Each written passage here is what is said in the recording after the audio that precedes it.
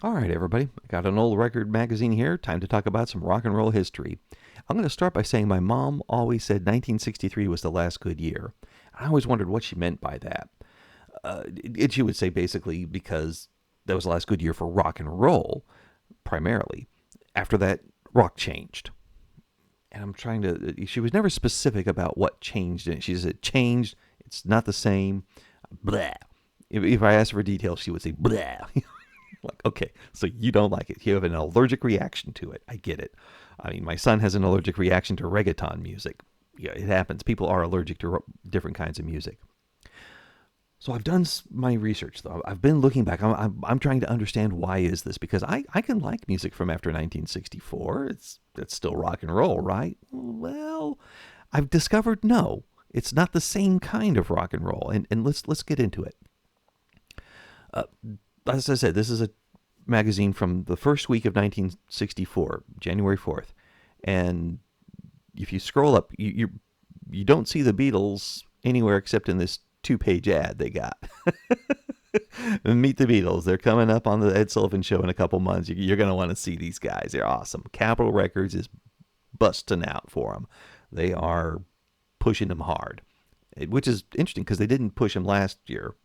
In 63, Capitol Records passed on the Beatles, but now EMI saying, guys, they are so huge in England. They've got to break in America. Give them a real effort.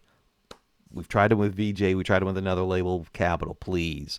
It's Capitol saying, all right, we'll market them. And that's all you see of the Beatles. Then we're back to the regular music. All right. So the Beatles come out in 64, and my mom really does not like the Beatles. Sorry. Beatles fans out there, just get used to the fact there are people who don't like them. And the reasons she doesn't like them are musical, not any other kind of reason. It's pure music reason. Like, okay, so why does she not like them? But she does like the Rolling Stones, because the Rolling Stones are going to show up a little bit afterward as part of the British invasion. Why does my mom like the Rolling Stones and not the Beatles? Why does she say 1963 was the last good year and not 1965 or 1968?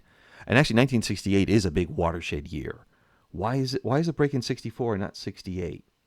Okay, to understand this, we got to go back further in time to the 40s. What is the big pop sensation of the 40s? It's orchestrated music. Whether it's big band, light orchestra, heavy orchestra, whatever it is, it's the orchestras. And you've got the big band leaders, but you've also got Mantovani, you've got Hugo Winterhalter, you've got Lawrence Welk, you've got Guy Lombardo. These guys are making big impact on the charts. They're selling a lot of product because a lot of people, and maybe they're older and stodgy, but no, or maybe they're just people who like it easy. Let's not be negative about other things. People buy music they like because they like it, and it makes their heart happy. Let's let them have that. And they buy these guys, like I mentioned, other ones, crooners. Like you got the Sinatras, you got the Tony Bennettts, you got the Dean Martins. They're making their careers coming out in these early years. They're not doing rock and roll. They're doing pop music with lots of orchestra and horns and violins and other sections, like a timpani's orchestra. And that's dominant in the pop. But rock and roll is emerging from rhythm and blues and country acts that are crossing over, and the kids are going crazy about it, and some of the grown-ups are going, yeah, I like it too. And it's making this huge impact around America. Okay. It, and if we take a look at these charts, though, we're going to see something else happening. Because you still have those people that want to just stick with the orchestration. They still want to stick with the lush sounds. And they're not ever going to go into rock and roll, they're thinking. But then we see here the Supremes at number 4, the Marvelettes at number 5, a little further down at number 14, Martha and the Vandellas. And although it says one's on Motown, one's on Tamla, and one's on Gordy, those are labels that were created by Motown to avoid accusations of payola, of having one label dominating the charts. They just want to look, oh no, it's 3 different labels. Yeah, but you own them all. Yeah, but We see those guys. The Motown sound is coming together in 1964. Before, it was pretty much straight up rhythm and blues. You didn't really have a Motown sound. Or it might be just the way they started it off with a dum ba, that little drum run there, and then it's a Motown song because they have that the drummer doing his signature move. But what's being added here is a lot more violins, a lot more horns, and some of their slower songs are really thick with orchestration. The rhythm and blues is changing. It's bringing in the pop influence. And that's also what the Beatles are doing. But their pop influence is not American pop, it's British pop. They've got their music hall theater experiences that go back 100-something years, and they're bringing in that vocabulary into their version of rock and roll. And my mom just doesn't like that.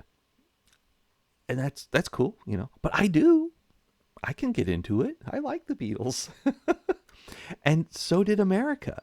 Because if you look at the pop charts, look at number 80. I've got it highlighted. That's the very next week, January 11th. The Beatles show up. The advertising's paying off somewhat. They're at number 80. Okay, let's step it up. Because the next week, they're at number 43 with a bullet. And people are starting to take notice that these lads are making a big hit. And then finally, I Want to Hold Your Hand. That number 1, January 25th. And it just keeps going from there with the Beatles. But at the same time, it's also keep going there with the Motown. Now, the Beatles are not bringing in huge amounts of orchestration. In fact, when it was suggested to bring an orchestra in for Yesterday, John Lennon says, I don't want the Mantovani sound. I want, you can have strings, but let's not make it sound like the lush kind of thing.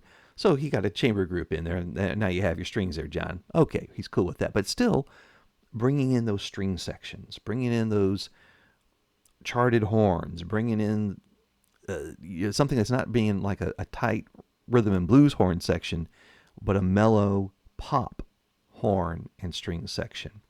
And that's what's coming in here. It's not yet for the Beatles. They're still just using in their pop sensibility to inform their music and make it go to the top of the charts. But everybody else is looking at this and going, okay, I could either sell a bunch of records or I can keep the orchestration and the pop out. I'd like to sell a lot of records. What are people interested in? That's what I want to make. I mean, as a content creator, that's kind of what I do too. You know, what are people interested in? Well, I'll make more of that. I just will. To a point, but yeah, I'll make more of that because that's what people like. And what people liked was, let's bring in a little more pop. Let's have a little more of that. Let's have some more strings in there. And that's the way it worked in America. And we can also attach, there are some racial elements in there as well. People would accuse rhythm and blues of being too black. They would accuse country music of being too hillbilly, seeing them as a separate race from the homo suburbanensis, or the suburban man that lives with his 2.5 children and wife and his nuclear family and all that crud. How they're somehow better than anybody else. It happens in cultures. People think that way.